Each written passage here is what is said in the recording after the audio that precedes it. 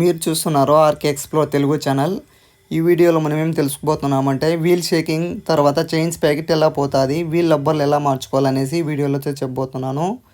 ఈ wheel rubber cost తర్వాత ఎలా మార్చుకోవాలి, దీనివల్ల మనకి ఏం బెనిఫిట్, ఇవన్నీ ఈ వీడియోలో అయితే చెప్పబోతున్నాను.